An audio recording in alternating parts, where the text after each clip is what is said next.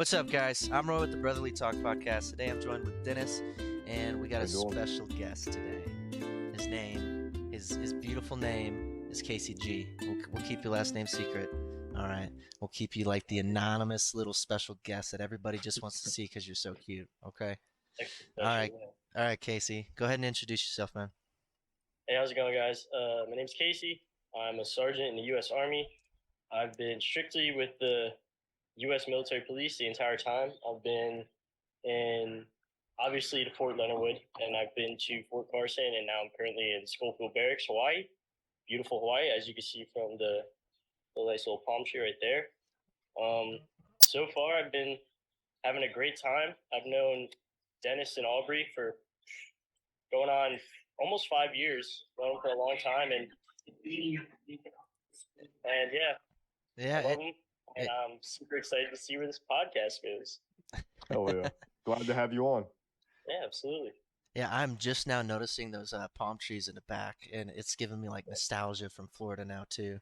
Dennis, you see the palm tree, like, home, you getting flashbacks and shit, like, the beaches, the palm trees, but this motherfucker's living up in the best beaches and palm trees. Facts. Try not to have a coconut take you out.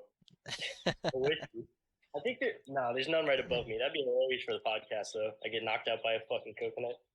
All right, bro. All right, man. So I want to start this off with a really good question. I think this question, if you need to take a moment to think about it, I really want you to kind of like dig deep for this one. I want to start it off a little bit on that brotherly type of talk and conversation. Okay, so what is one core memory that you have with your entire experience in the Army? In the Army? Yeah. What's one core memory that stands out? Like when you think of the Army and you look back in maybe, let's say, 10 years, and somebody asks you, how was the Army? What's going to be the first memory that pops in your head?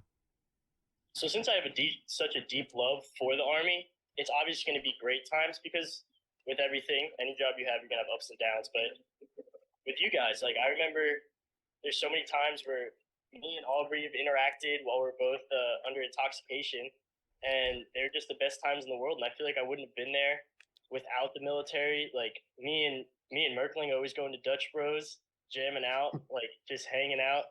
Always seeing that one dog in the back of the guy's pickup truck standing on the toolbox. Like core memories just that I have, just like the boys and like even the females. I don't know how you guys work this, but everyone who was with us, it's just been a great time. There's been a lot of times in the field. There's been a lot of times just like over at the company. There's been a lot of times out on the roads.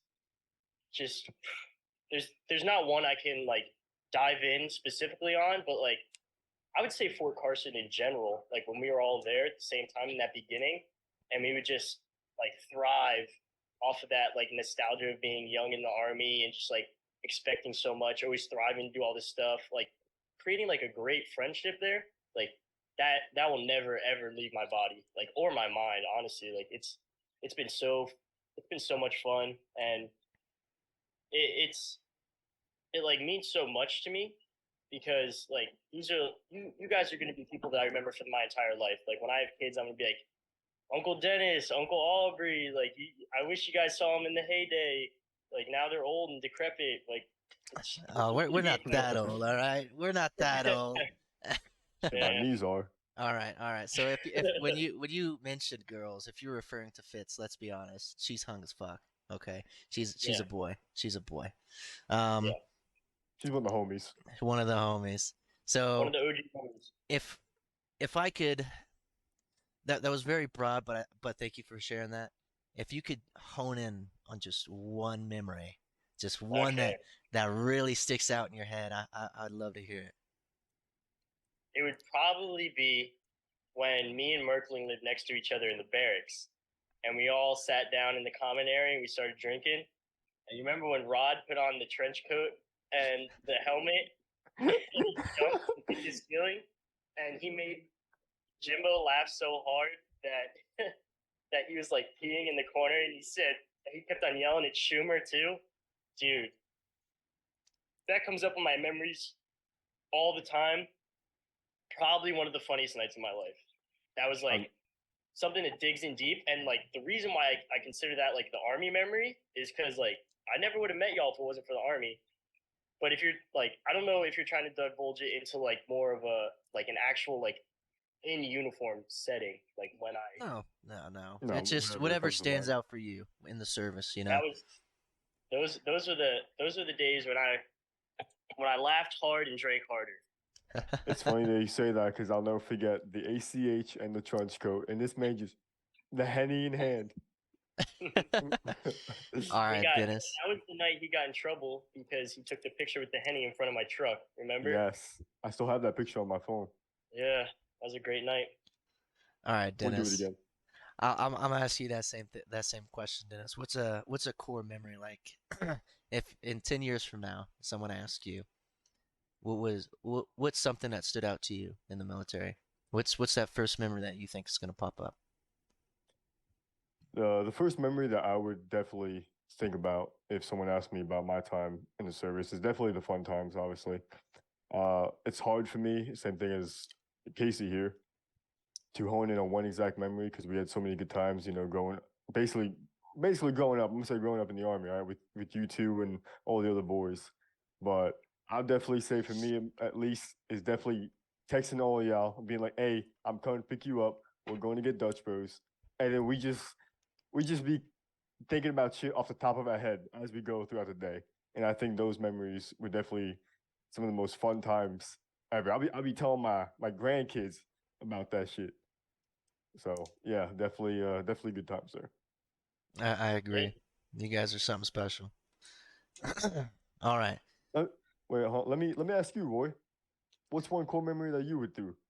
Oh man, when I was asking you guys that question, the same scenario just kept popping up in my head. I'm like ashamed of it because of how like fucking stupid I was, but it's definitely gonna be that memory, and it's a story that I still tell to this day. It's gonna be that time, right, where I was at Manning's place. Okay, I was drinking. We were playing Warzone. Okay, and there was this coconut rum that he has, and it has no taste to it besides just like a hint of coconut. It's literally water. And as we're playing, like I'm not even paying attention how much we're drinking. I drank a lot, and I still had a bottle of Jack Fire in my barracks room when we lived together, Guzman and stuff, right? And so we finished gaming and stuff. I'm like, all right, I'm done for the night. I'm going back to my room. As soon as I enter my room, I hear our neighbor and his music. And I'm like, oh shit. I'm feeling it. I'm so fucking drunk at that point. Like the coconut finally starts hitting me as I'm leaving. And I'm feeling it. That's when I walked in with that Jack Fire. You guys are all playing Monopoly and shit.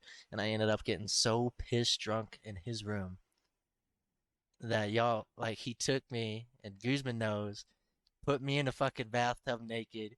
He poured like spaghetti sauce on my fucking head to sober me up.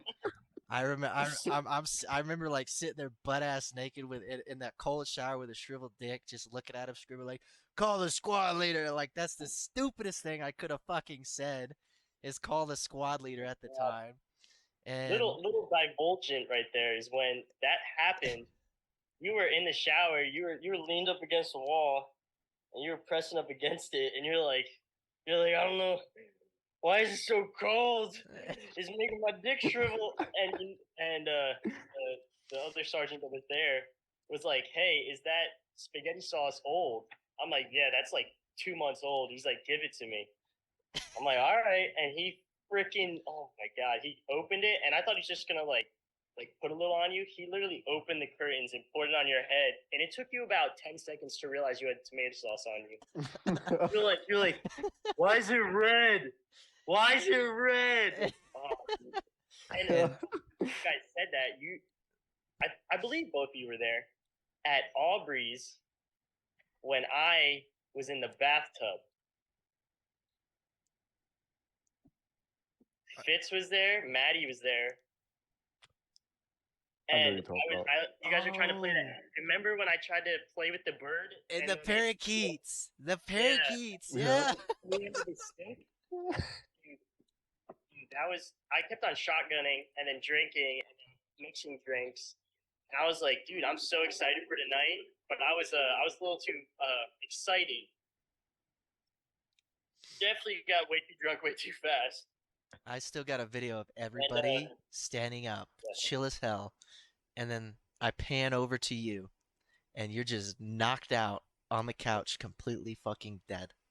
I still got a video for that night. with I my still foot have, on the couch. Yeah, I Yeah. remember that. And I then still have a video of Vince me went to the bathroom and she sat down to piss and she saw my foot hanging out of the bathtub and she's like, "What the hell is that?"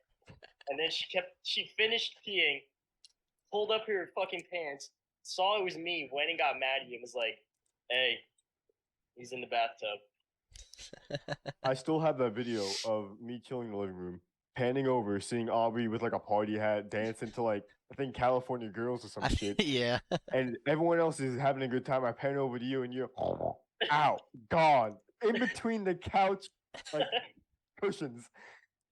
Funny ass times, man. That's the I haven't done video. that in a long time. All right. So, party notes. The core memories that stand out is definitely the three of us as young junior enlisted soldiers doing the stupidest, absolutely rambunctious, mental shit that we could do in our time. And I 100% agree. Looking back, it's definitely going to be that shit that's standing out, right? But fuck the toxic leadership that we may have had in the past or currently, whatever comes to mind. Fuck hanging out in the field and going through some shitty stuff. That's gonna be there, but it's gonna be those memories that stand out for us. I like But that. just so you guys know, I love the field. So I had a great time in the field. Aubrey may feel different from it. I don't know how Merck feels, but it's I'm with you. that's the great thing about the Army. You get to pick and choose what you love. To be All right. honest, I like the field if I like the people who I go with. Facts. Facts. All right. So my next question for you, Casey, is gonna be what should new soldiers for the Army who enlist, what should they expect from the moment they sign the contract? They go to MEPS, they go to basic, they get to the unit, their first unit. From like that span, what should they expect in that year and a half period of their time in the military service? Wait, so you're talking like to the first unit or through basic training? Just like start at the beginning, like maybe share your experience of how you felt when you enlisted and what they should expect through basic based off of your experiences and what you know, and then what it's going to be like from that transition from basic to their first unit.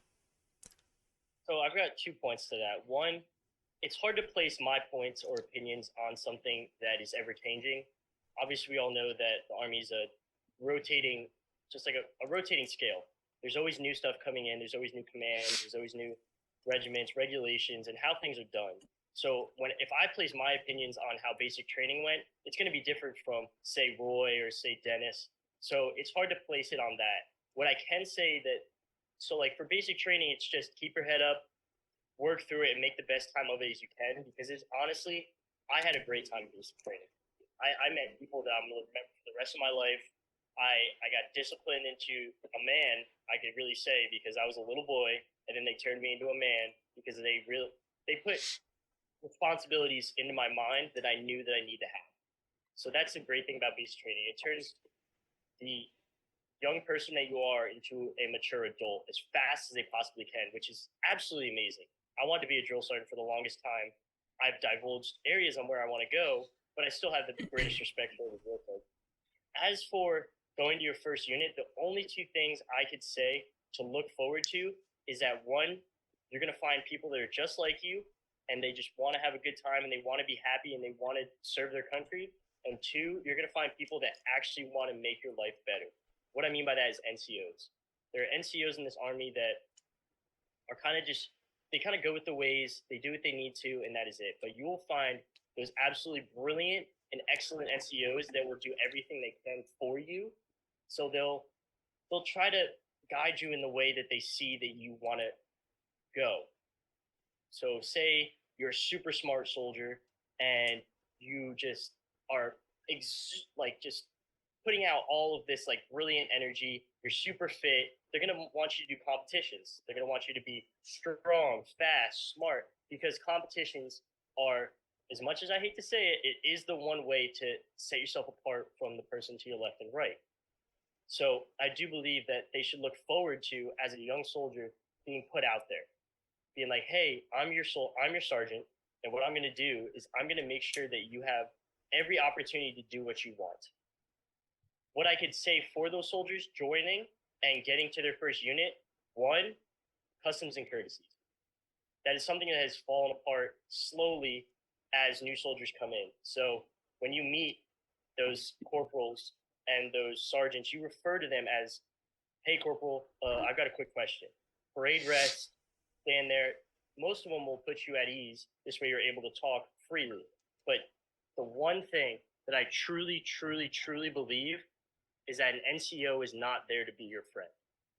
They're there to make sure that you have what is needed, or my apologies, not have what is needed, but have what is needed for you in order to succeed. Yeah. And in order to do that, they cannot be your friend, because your friend will tell you what you want to hear, but the person that is looking out for you will tell you what you need to hear. Right. So right. I have the biggest. It's kind of like my little what grinds my gears type of thing is that when soldiers think they could talk to me as a friend. Mm-hmm. I get it, like, because I'm super outgoing. I'm super giddy. I laugh. I joke. I just love having that like atmosphere around. But people mistake that with them trying to be my friend, and I am 100% willing to be there for you. But it takes a lot more than you just joining the army for me to be your friend. We have to be in the same ranks. We have to have the same ideals. Like, there's so much that goes along with it. So when those soldiers come up to their unit, they need to, one, respect the rank that is on the chest of the person in front of you, and two, just be understanding that the army is a ever-going circle. So if there's different types of NCOs that treat you differently, just understand you need to look for the ones that treat you better. And that doesn't always mean fairly, or I don't mean fairly, that treat you the way that you need to be treated in order for you to succeed. And that's what I believe is fair. Not, "Oh, yeah, I get it. You've got an appointment. Cool. No, you can skip PT." The real NCO would be like, "Hey, show up to PT, explain to me where your appointment is, and if you need to, I will drive you to your appointment." Cool. We don't have to be your friend in order to see you succeed, because realistically, we've all had those leaders that are like, "Dude, it's fine, wishy-washy," but it really put us back in the end. So that's what I have to say for the new soldiers. Okay. Yeah, I like that. I like that a lot, and I can agree with especially point in customs and courtesies. It's something that I see that kind of just it goes out the window these days. Like these troops don't understand. Like, hey, we are in the position. Okay. So granted, some NCOs might not deserve the rank that they hold, but regardless, they obtain that rank, and we did it. So you should be doing the same thing. Okay, this is our traditions in the army. These are our customs and courtesies. It's as simple as just go to parade rest. Say, "Hey, sorry, what's going on?" Relax. Talk to me. I'm gonna talk to you like you're human, but you got to show me that you still respect me for the position that I'm in, because I'm a boss now. I'm a leader, and my goal is to form you and mold you into someone who's going to do great things in the service. And yeah, I definitely like that point that you hit. So with that stuff being said, okay. I just want to put in something real quick. For the customer courtesy thing, I totally agree that a lot of all you gotta say is that if we try to do what a lot of these new soldiers are doing nowadays, bro, we would be inside out. We would be part of the pavement. That's all I got. You know what I mean? Like, it's crazy. That's all I gotta say. But as someone that has had disciplinary actions put against them, like, I know what the worst side of it can be. Because whether what happened to me was stupid or just wrong timing, wrong place, like whatever it may be, like, disciplinary actions should be seen as a opportunity for you to restart and become a better soldier. Not you getting upset that you've been yelled at or told to do something or do some workout or do whatever, getting smoked, whatever the term may be nowadays. If you get smoked, it is strictly for the point that we don't want to do the paperwork, because we don't want to see you fail. Because paperwork nowadays leads directly to a trail of you getting out of the military. So when that NCO smokes you, that is strictly for the point that, hey, we want you to learn this as a core memory, not to ever do it again, for whatever the reason may be. I believe that that's the best plan of action in those situations. Yeah, because it shows them on the spot that they're wrong, but it's not going to fuck them later on down the line. Absolutely. Awesome stuff. Thanks for sharing that. So on the topic of NCOs and molding soldiers and stuff, right? All of us are sergeants. We're all young leaders in the army. Sergeant is just an E5, right? But it's a big step from specialist to sergeant, or even if you hit corporal in between, because at that point you got responsibility, you got people to lead. So with that being said, Casey, what have you learned about being a young leader in the army? What have you learned about being a sergeant so far? What I've learned is that every single soldier has their own things, quirks about them. Like, you can meet one soldier and they're strictly about working out, they're strictly about this, they're strictly about that, but they don't save time for themselves. And then there's someone that may be the opposite. They only want to make sure they have that time for themselves, and they want to make sure that they are growing as a person outside of the army as much as they are inside the army. And me, as a NCO, I'm a very intuitive person. So I can read body language very well. I can understand. I can see how you talk, when you move. Like, I will walk up to a soldier and I'll see if they're down. I'll be like, hey, what's going on? Like, what's up? And they'll be like, hey, Sergeant. I'm like, no, I'm talking to you as Casey right now. That is Sergeant G. Like let me know what's going on, because honestly, it's going to be the truest thing ever. Like, mental health is the biggest problem that we have nowadays. So that's what I worry about. And there's been a plethora of soldiers that have came up to me and they're like, hey, Sergeant, like, I want to talk to you because you seem like someone you could talk to. I'm like, fine, like, explain to me what's going on. I promise you I'll get you every resource, if it's not me myself, to help you out.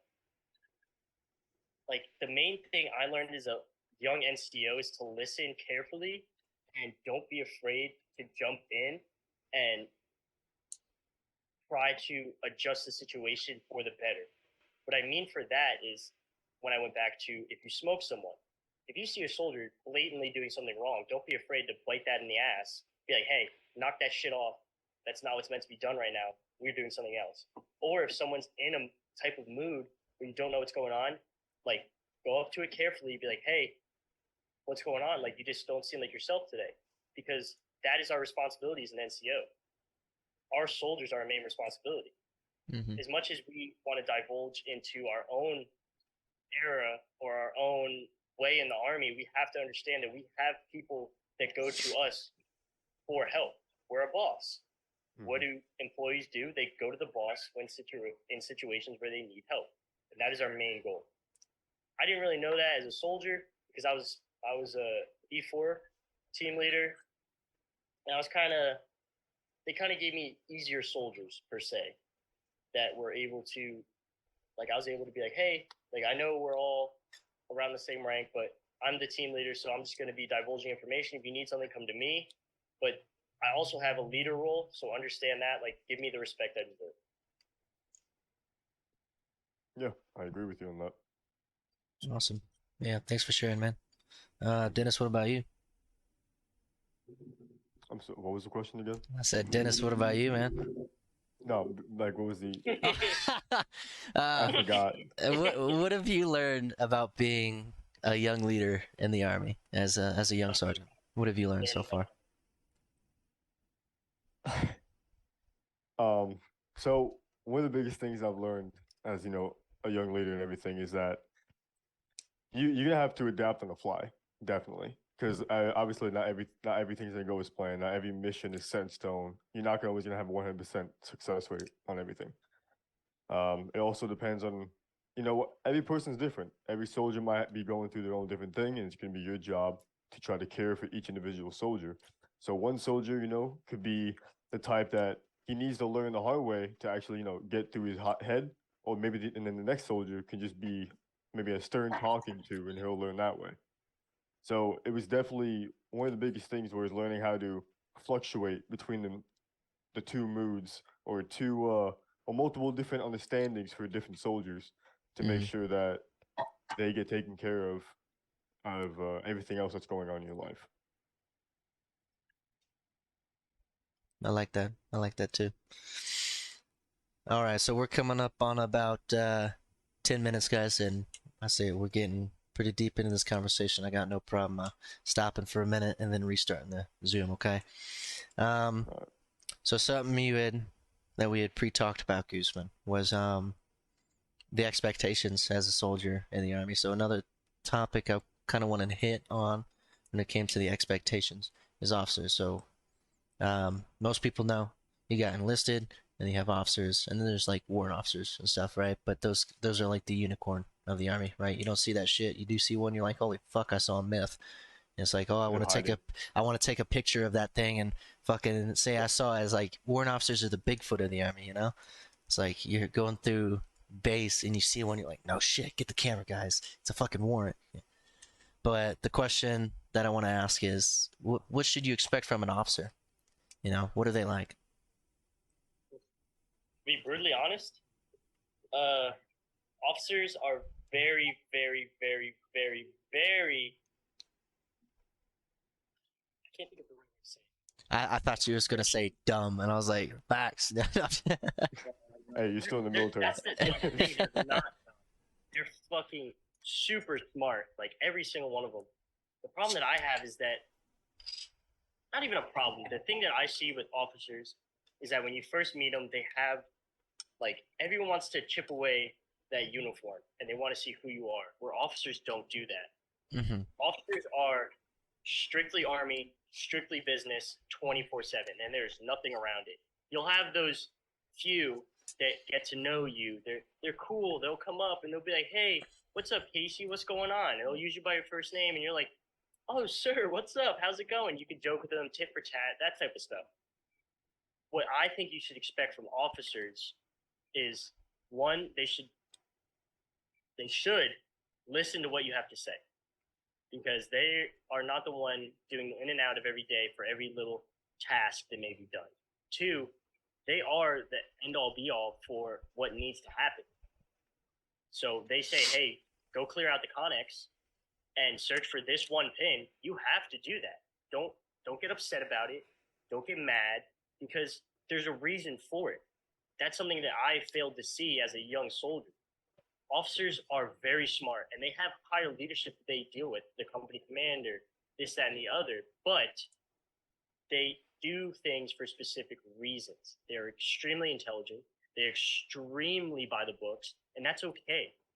Officers are there to guide us in the direction that we need so that us as NCOs can lead the way from the front. They give the information that is needed. That's truly what I believe that you should expect from an officer. And if they are a little bit weird here or there, like they might be not as personable as an NCO, but that's okay. They're not there to be personable. They're there to get the job done and guide people in the way, so this way the job done is correct. The job done is correct. Okay. All right. Yeah, that's fair. That's fair. My opinion differs a little bit slightly. I don't think all of them are as intelligent as they seem. I've had a lot of experiences with officers, but there are a lot of smart ones. There's also a lot of dumb ones, and that could be the same said for NCOs and soldiers as well. But if I could just like rebuttal that, Aubrey, like I think what you're talking about is them as a person and how they handle things. The general overall aspect of an officer is what I said. They're there to push out information and be the end all be all for that platoon. Yeah. Yes. From left to right, they may be a little weird. They may be a little, what's going on? They may be like, what the hell did you just say? That doesn't make any goddamn sense. You could be like, hey, sir, by the way, I was on this road the other day. Down there at the right, there's a blockade and you can't get through there. And he'll be like, yeah. Or she might be like, yeah. And then they're like, oh, we're going to go down there and make a right. It's like, what the hell, sir, ma'am? I just said, like, 15 minutes ago that place is blocked up. Like, they're not everyone's the brightest bulb in the box, but the aspect of them is what I was trying to explain. Yes, Aubrey's 100% right.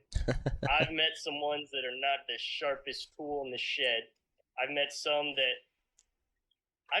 that literally can't use our main firearm to save their life. But in other aspects, they were absolutely outstanding. They can't all be perfect like me. That's all I'm trying to say. Hey, you spitting facts. All right. I want to say from a place that is training officers, like at this very moment, some of these newer like cadets, bro, they need to pull their head out of their ass. Oh shit! I forgot where you're at. Yeah. I'm worried for the future of the officers because a lot of these cadets that I've seen, like they don't give a fuck. I'm gonna say how it is. They don't give a fuck. Hopefully that will change.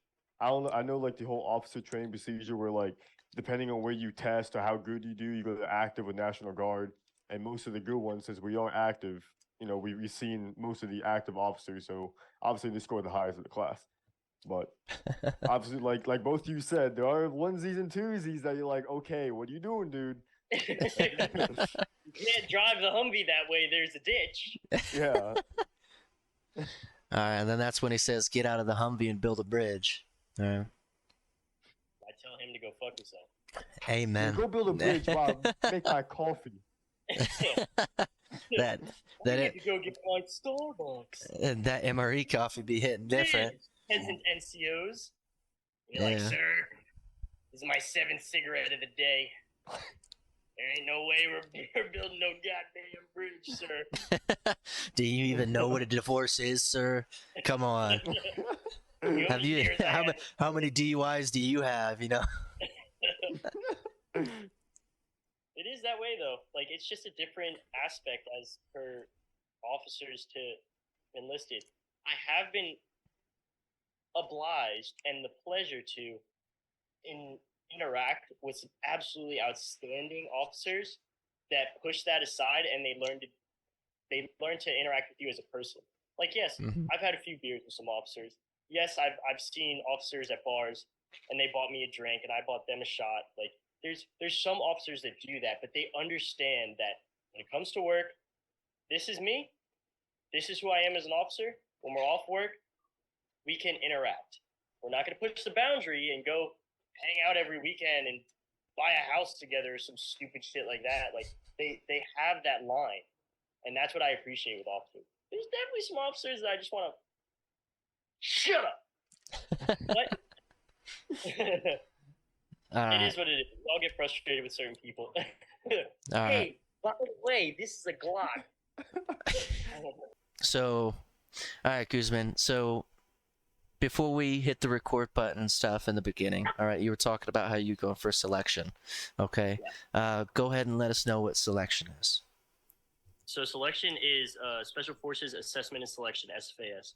And it is held in North Carolina, probably about 40 minutes away from Fort Bragg in Camp McCall.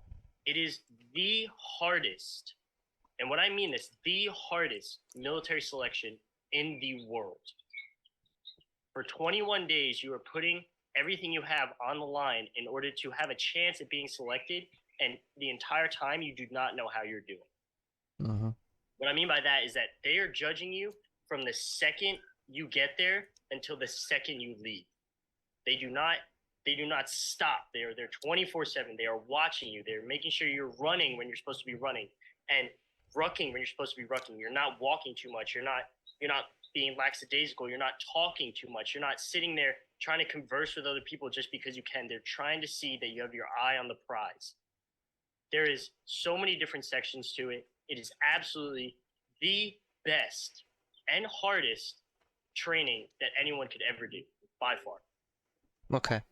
So you had told me, all right, it's not a bad thing. Besides Delta selection, that is one above us. One above you. Okay. So there's selection and then Delta selection. Okay. So before we hit that record button, you said that you had went and you had failed your first one. Okay. Yeah. So with that in mind, you communicated that you wanted to go again and give it another shot. Absolutely. What are you going to do differently to be successful this second try? So, 100% honestly, guys, I was 100% prepared for that. Like, you guys have seen me perform. You guys have seen me. Like, I'm able to do all these physical things. It's like there is a mental aspect to it that I promise you guys would never fucking see unless you did it. It's like the best way I could put it is imagine you were stranded on a deserted island and you have to figure out life for 21 days. It's like your body's falling apart. Your mind doesn't know what's doing. You don't know if you want to fail or succeed. You don't know if you're hungry or tired or thirsty, or you don't know what's going on. Your mind is telling you all these different things, and it just cuts you apart. What I would do differently at the second one is I would be more physically prepared, right? So when I went to SFAS last time, I was about 158 pounds. Right now I'm sitting at like 172, 173. I'm trying to get up to about 200 pounds because statistically, if you're over 185 pounds, you have almost a 30% chance of passing selection. I almost passed with only being 158. Well, at the end of it, I was only 140 pounds. So I lost 18 pounds in the matter of 16 days. That variable is what I believe caused me to be so not ready. I rushed it a little bit due to GT scores and the ability to do all this stuff, a bunch of stuff. But when it gets down to the nitty gritty, I want to be more physically prepared. This way my mental aspect can deal with it better. Okay, so if you could give somebody one piece of advice who wants to go through selection as well, what would that be? Fuck, dude, I don't know. So you have to be ready to be miserable. Plain and simple. Like, you're not gonna have a good time. You're not gonna love any second of it. You're gonna be absolutely fucking miserable, and you have to be able to go through misery and come out on the other side. Like, imagine you're doing a ruck, and it's 12 miles, and you got 35 pounds in your bag, and you get to the end of it, and you're like, oh, dude, thank God I'm done. And they're like, that was only half. You get to the 24-mile mark, and you're sucking. You've been pushing. And they're like, yeah, we're not even close to done. And that's only on day one. Like, goddamn. You have to be ready to be miserable. That was just an example that they didn't do it there, but that's an example that I could give you that best describes it. Okay. Awesome. Thanks for that, man. Yeah, thanks for sharing. So, selection, expect hell, because hell is what you'll receive. Then just keep on pushing. Beyond hell. Embrace the suck. Satan ain't got shit on fucking selection. I got you. What I'm saying is that Satan would weep. Satan would cry. He ain't like Johnny winning that golden fiddle. It's worse for him. Oh my god, dude. That's why we're the best army in the world. Big facts. All right, so I'm going to go ahead with another topic change for you. There, old Casey. So when we were talking, I believe about, we were talking about young leaders in the Army and stuff, and you were given a couple examples of what you had learned as a young leader. You hit on there was something you mentioned about well-being of soldiers, right? And making sure that they're okay, they're fine. Our job as leaders is to check up on them and stuff, right? Something I'd like to point out is that you can be a really empathetic leader, but when it comes down to mental health things, we're not professionals in it. So that brings me up to the point of behavioral health resources in the military, right? How do you feel about behavioral health resources? Have you ever recommended it to a soldier? Have you ever attended yourself, if you're okay with sharing? And if you have, what's your experiences in regards to the behavioral health resources in the Army? One, I've never gone to behavioral health. And for two reasons. One, I've never needed it. I have a certain belief, like I believe in God and I believe in all this other stuff. Like I have him on my arm at all times. He's always right there next to me. Like I believe that there are other things, but I also believe And like personally, as me, I've never gotten that down. Like I am blessed to have Maddie, who has changed my life for the better. She's the person I go to. She's my rock. She's everything. If I have a day where I feel so shitty, I can go to her and be like, babe, like I'm fucked up. Like I need someone to talk to, and she's able to be there for me. I think that the mental health resources in the Army are excellent. I don't know the in and outs of it though, so I can't pertain to be like they are the best or they are end all be all. Like I don't know. I do know that they do help people all the time, and it is absolutely worth it. In the Army, they praise mental health. They praise going to behavioral health. They praise all this stuff. Where I think it's more, I think what they need to take the turn on is more of being able to indulge your life with those leaders in front of you. Because I promise you, most of the leaders that I work with nowadays, they've been through it and they can give you guidance. They can help you. Hey, if you're feeling this type of way and you don't want to be around nobody, I offer you my house. I offer you my couch. I offer you a guidance. I offer you whatever you need. Like, I promise you, it's not as simple as you are having a bad day, go to behavioral health. It's more complex, and it would be so much easier if the soldiers relied on the NCOs when that time comes that they need it. So, I think that's the reasoning I have. I know mental health, people have been to mental health, then they always come out on top when they go there on their own. It's when you get, as we say, from Carson, put to the 5th floor, that's when things can be a little iffy. So what you're saying is that the overall Army health system, like like the behavioral health and everything, you think it's better to like go to the NCOs, and you think the NCOs should be doing a better job for helping that soldier with that instead? Not particularly. What I'm saying is that don't discredit the NCOs that are in front of you and just go straight to mental health, because it can put you in a path that makes you. Because let's be honest, there's a statistic, there's a stereotype. Like, if you have mental health, you're not going to be a good soldier. That, like this, that, and the other. There are those people that believe that, and if you just go straight to behavioral health, that may be a downside when you could get that help from an NCO, a battle buddy, anybody that's just a random pizza guy that you decide to talk to. Like, there is those, like, don't just sit by yourself and mourn in your own mind because you don't know what to do. What I'm saying is that you should reach out as much as you can, and if you get turned away, first of all, if anyone turns you away, they're absolutely scum of the earth piece of shit. Second of all, it's not everyone is like that. Okay. Yeah. I, For sure. I agree with a lot of the things you're saying about behavioral health. I do think it's a wonderful resource, and people should be able to utilize it a little bit more. If there's something that I could change with the resources that we do have regarding mental health, would be, so there's two, because I self-admitted myself into behavioral health for some issues that I've had for a long time that I wanted to go like discuss with a professional and see if I can get better.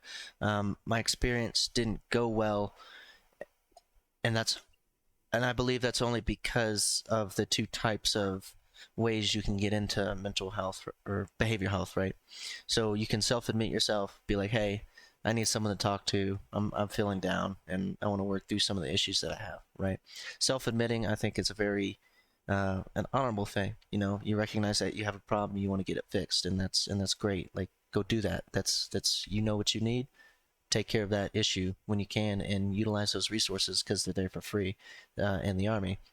But the problem that I have with behavioral health is that a lot of people these days get command referred for behavioral health, meaning that they can't not go to these appointments. Like, they are required by the Uniform Code of Military Justice as a lawful order to go to these behavioral health things and these appointments, right? But there's so many people in the Army that are command referred now and required to go to behavioral health, when somebody self-admits, they're not a priority. They're not a priority. Their appointments come second, right? You can take your appointments, schedule them as is, but behavioral health, it's so backed out.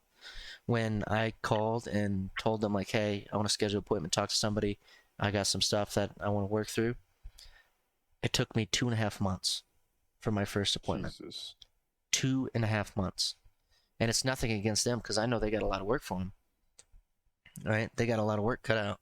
But it's when it comes down to the command referred, if they get command referred and they have to go, depending on the severity, they can get like a week appointment. They can get like a 2-week appointment. Get in there, squeeze in there somehow. They're going to get in there because they're command referred. They're required by the Uniform Code of Military Justice, UCMJ. So I agree that it is a wonderful resource and you utilize it where you can.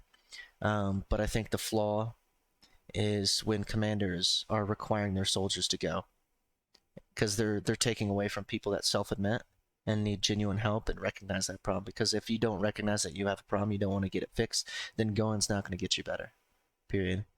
And that's my personal experience with behavioral health. But I agree totally with what you're saying. Absolutely. Great resource. Utilize it. Don't take away from your NCOs. They're there to help you and be there for you. But if you feel you need to go, just communicate with your NCO first. Be like, hey, Sergeant, I'm feeling a certain way. I'm down. I don't know how to talk about it. It's nothing against you. I don't know really how to communicate this to you. So I'd like to seek professional help. This is when my appointment is. Or, hey, Sergeant, I don't know how to seek professional help. Gotcha, brother. This is how you're going to do it. Okay? Let me know when you get an appointment. We'll get you set. And then as an NCO, our job is to be like, hey, how the appointment's going? Hey, you feeling good today? You doing all right? What's on your mind? You want to talk about anything? Or you want to keep it for the appointments? That's fine too, brother. Do what you got to do. Take care of yourself. That's what our resources are there for. And yeah, that's my personal experience. Command referred people are taken away from the people that really want to go there and get help. The people you talk to with those degrees in order to, that are prescribed to you in those situations are better than per se like if me or Dennis talked to you. Ask that again. Sorry. So you go to behavioral health for the instance that you did, yeah. And you're waiting all this time. Do you think that you would have had the same help if you just talked to like someone that you truly like to talk to and they can understand you, like say your brother or Dennis or me? Like, do you think that it's better to talk to behavioral health, or do you think that it can be just as helpful to talk to someone truly that you would have your back in the day? I think that both have amazing benefits, truly. Talking to a friend, talking to a brother, talking to a sister. When it comes down to something like that, they know you on a more personal level, right? They know, if depending on how long, they know if you're bullshitting, or they know how to give you real facts, and they just know you. So there's a bias to what you discuss with them as well, right? You say this stuff, let's say, like, as military police, right? We've probably come across a suicide or two in our time, and that really fucks with the head, right? If I come to you and I talk to you about it, you have that experience as well, but there's bias to it because there's different experiences, and a lot of times, like if I shared my experience with you, you're going to want to share your experience with me, most likely, right? And that's just kind of how it goes. When you go to a behavioral health specialist, they're required by law not to be biased. They can talk shit behind your back all you want. You don't know them. You just know them as your therapist that you go and talk to, right? But they're required by law to not be biased and help you root down through your problem, right? And if you share something with them like, hey, this is what I saw, 99.9% of the time, they're probably not going to share their experiences. They might, depending on, what you're working through, and that might help you if they determine that's the route that they want to take as the professional therapist, to go down that route. But most of the times it's like, hey, this is what I'm going through. And they're like, I hear you. Okay. So how are we going to work through it? I do want... My bad. Go ahead. So to play devil's advocate, like, when you say bias, like it could go both ways though. Like that, like so. Say you came to me with something. Obviously, I'm going to be biased because like you're my brother. Like you're one of the closest people I have. Like I have some of the fondest memories with you. So obviously, I care for you. I would think that if I am able to talk to you and you have that ability to talk to me, I would feel so much better that you talk to me because you're expressing that emotion with me. So I would say that's positive bias. And I'd be like, okay, Aubrey, like, what do you need? Like, I will call people for you, like this, that, and the other. Like, where I feel is like, and this is just my personal, like, it may differ from person to person. Therapists, when they don't have a bias, it feels, in my opinion, it feels that they don't have to care as much. Does that make sense? Like, they have to have no bias. That means that they can't have any opinion. They can't have any emotion. Like, if I get emotional with you because of what's going on, and I don't share anything that I've been through, I feel like I'm willing to be more up to date in your life after that situation. So that's my say on that. Obviously, there's negative bias if you talk to someone and they're like, dude, just get over it. You're being a fucking pussy. Like, obviously, that's not the right thing, but there can be negative and positive bias. So I'm gonna throw my own little personal opinion, right? Like for me, example, right? You guys know me for what, almost 5 years now, and even then, you guys are, even then, you guys are like still like definitely my closest friends, 100%. And I don't really talk a lot about my personal feelings, and also this is where the topic brings up on is that it also depends on the person, in my personal opinion, right? Because like if I know myself, I'm not really willing to open up fully to even one of my closest friends. I know damn straight I ain't gonna fully open up to some stranger that does it, for even though she does it for a living or he does it for a living as a work or job.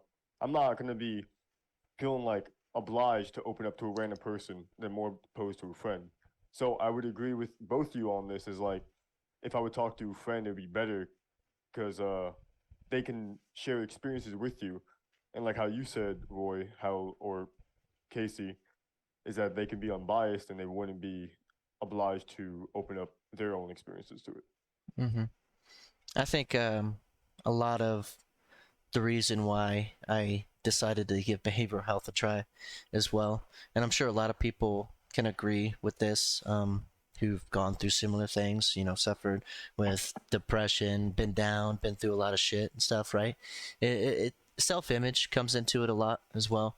When you're really close to your friends, you don't always want to seem vulnerable when you're going through some shit, and it's really nice to go to somebody who you can completely obliterate your self-image in your own eyes and be, come clean to, and then never see him again after you get that shit out that you need to get out, So I think self-image is another big thing that makes people rather go talk to somebody that they don't know and give therapy a try, go through the behavioral health resources. Yeah. Any more on that topic? Yep. No, I believe that was a good topic. Yep, I think it was a good standing point. It's good. All right, so my final question for you, Casey G. All right. So you had mentioned that you have gone through military punishment. Okay. As both Dennis and I know, you've received an Article 15. If you would like to share this, a field grade. This was a field grade Article 15? Field grade Article 15. You have received it. If you would like to share that story, I would like our listeners to hear that story. Absolutely. But the question at the end of your story is going to be, can you bounce back from an Article 15? Is there a greener side after receiving a punishment such as an Article 15 in the Army? I've got the perfect answer. So the way my story goes, I'm obviously going to leave out a lot of the details that happen because it may give the wrong idea or the situation may be less. Of course, favorable. So basically what happened was COVID-19 was a very active thing in the military, and I am a very active person. I like to go and hang out. This is before I had a wife. This is before I even had a girlfriend. So I had a friend that was like, hey, do you want to go to a bonfire nearby and hang out with some people, try to get to know some people, meet some girls, that type of thing? I was like, yeah, absolutely. what I didn't know is that General 1 Alpha for COVID-19 restrictions and radius came out literally the exact same time I was leaving for this bonfire. So I went to this bonfire, and my team leader at the time needed some military awards, or not awards, cyber awareness. He needed cyber awareness from me, and I didn't know about it because what's cyber awareness? Cyber awareness is the online certificate that we do in order to realize that some of the things we do online can be pushed to the enemy in order to gain so gain something over us. A training certificate, online training that's required into 350-1. Yeah. 350-1. That's what he was asking for. So I didn't know about it, and then I was underage and I was drinking, and I was doing that, this, that, and the other, and then I got a call from my squad leader saying, "Hey, where are you at?" I told him where I was at. I was at a bonfire over here, and they're like, "You need to get back to base right now." But due to intoxication, that's not what she said to me. She said, "Stay right there. I'm going to come and get you." I realized that I was too drunk to drive, and the person I was with was too drunk to drive. So in the honest opportunity, we asked other people to drive us. So we're driving down this dirt road in the middle of Bumblefuck, and two sheriff's officers are coming down the road like this, and then they split off and they cut off the road and they turn on their lights. They pull us over, blah, blah, blah, this, that, and the other. They pull us out of the cars, all this stuff. They realized that we were underage drinking. They tried to claim he was doing other stuff, whatever. And what it came down to is that they didn't arrest us. They just took us to the sheriff's office in the local area. And I got picked up by my team in my squad, and they reprimanded me. Mm-hmm. But they also pushed it up, so I had to be disciplined for the wrongdoing that I did, which is being outside the area. May I have my gripes about it? Yes. There's a few things I could say, but it's not worth it. I'm over it. It's done. In the end of it, I got a field grade Article 15. It got read to me, but two things I can say. One, since I had such an outstanding record inside of our battalion, our sergeant major and our battalion commander stood up for me, as well as first sergeant. First sergeant was on the phone with the sergeant major when it happened, and he said, "Yeah, this dumbass fucked up, but he's a good soldier.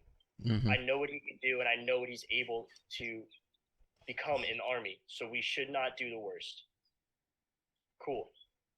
And basically what happened is, usually during a field grade Article 15, reduction in rank, reduced pay, 45 and 45, which is 45 days extra duty, 45 days restricted to post. I only got a reduction in rank. So they definitely helped me out. When the article was read to me, I was in my barracks room because I had to be quarantined because of COVID-19. They didn't want me to spread if I had it.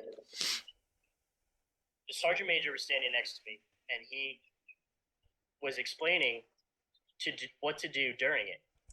He was like, "Hey, Guzman. My bad. Hey, Casey. Oh, now they know.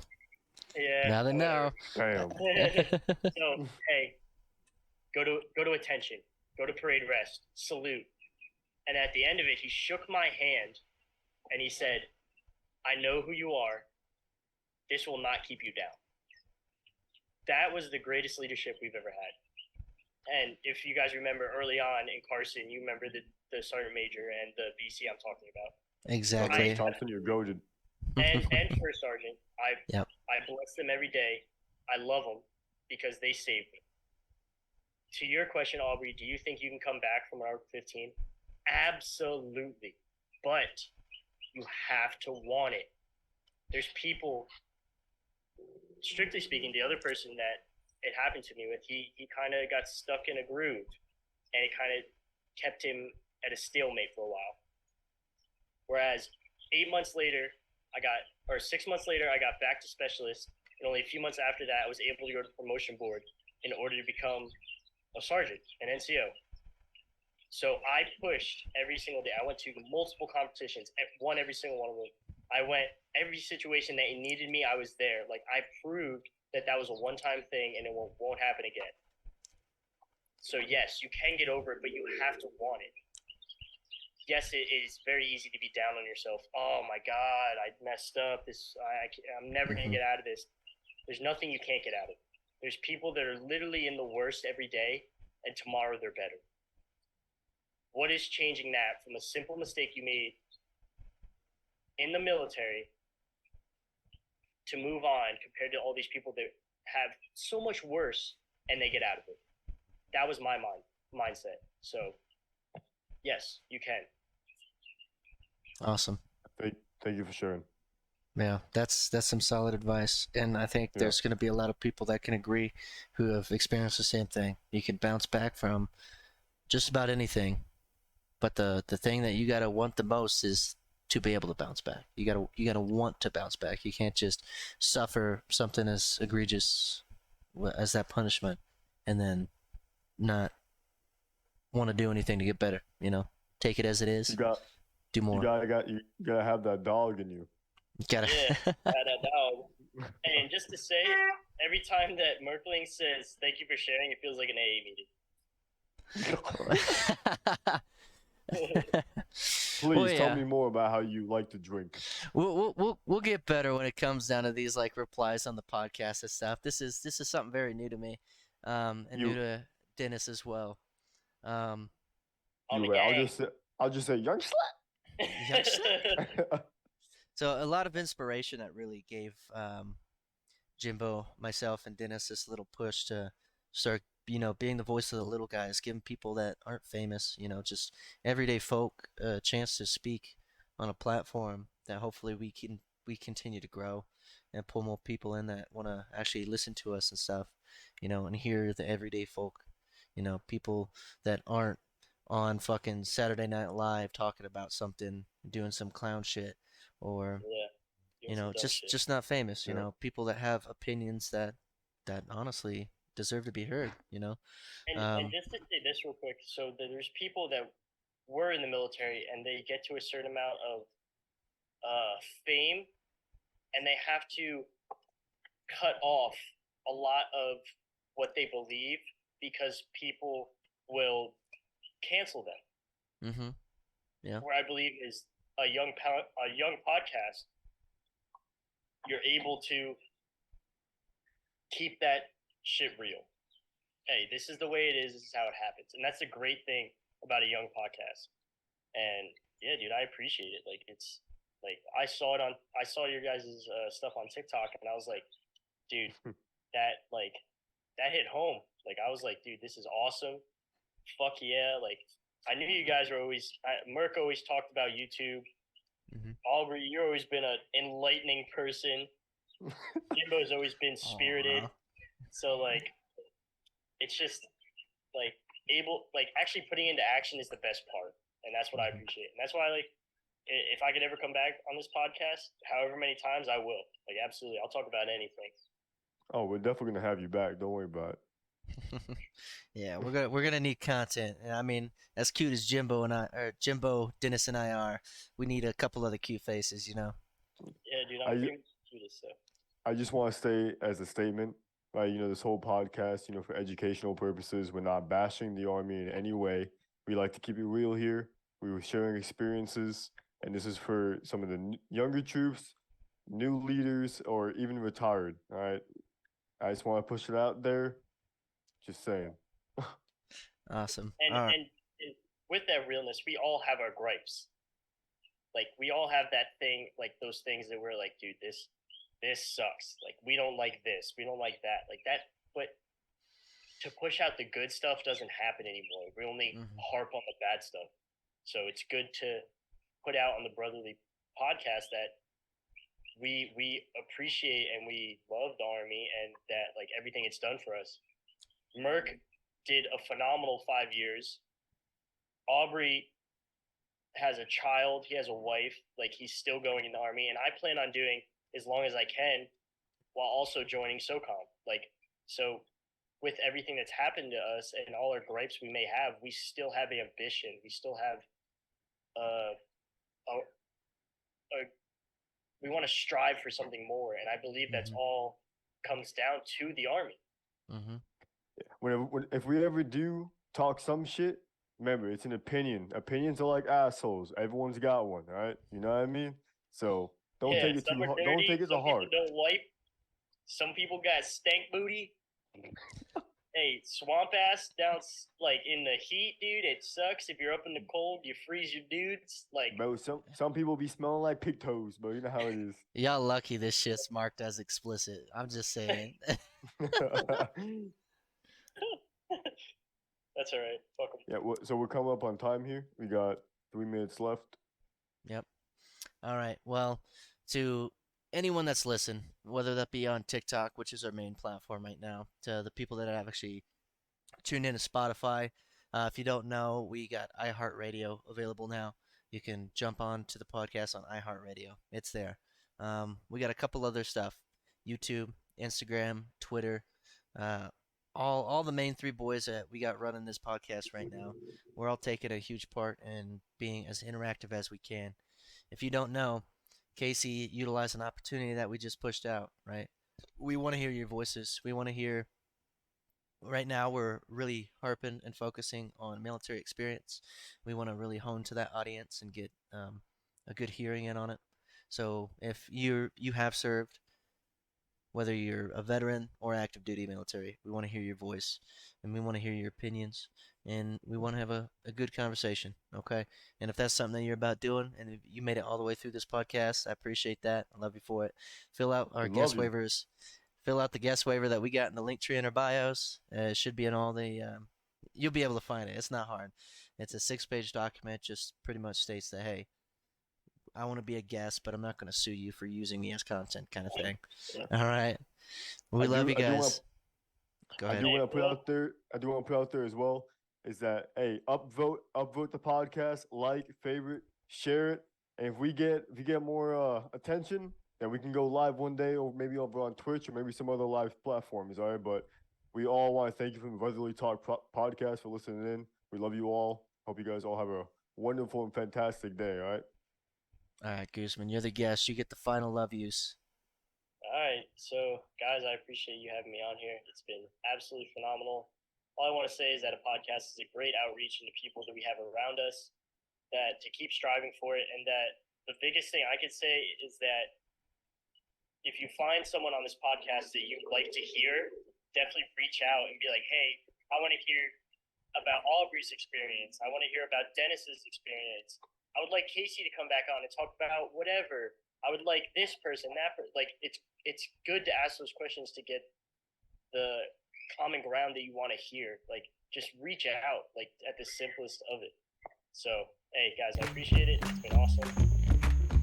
Of course. Thank you for being on today. All right, guys. Tune into the next one.